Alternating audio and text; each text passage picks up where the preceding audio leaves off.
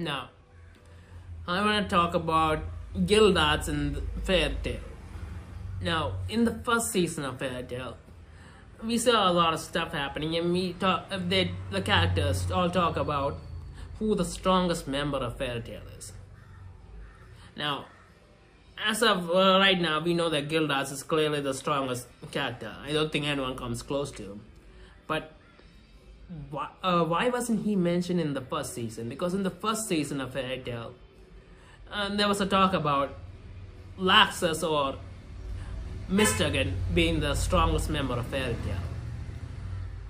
And there was a whole battle at the end of the first season where Laxus caused a kind of a civil war inside Fairytail. And we saw everyone fighting each other. And it was to take control. He wanted to take control of the guild by force.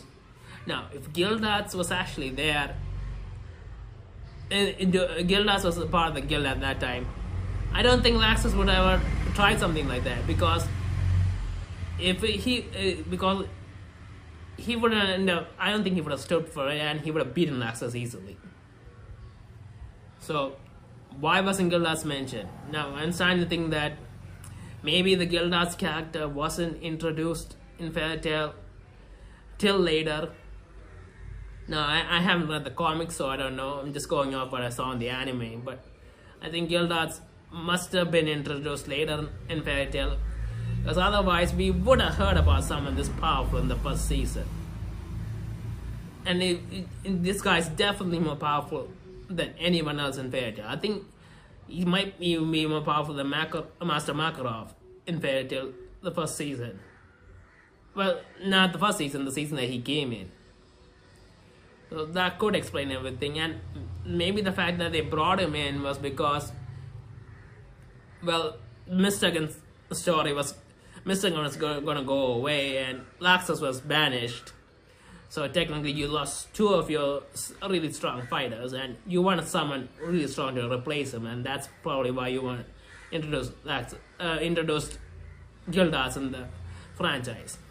Because without Laxus and Mistagen, there's Ursa and Natsu and Gajil. Now, the Mira can be counted too, I guess, but there's just 4 people. And so I guess they need a more powerful character. And that's why Gildarts was introduced in Fairytail. It only makes sense, I guess.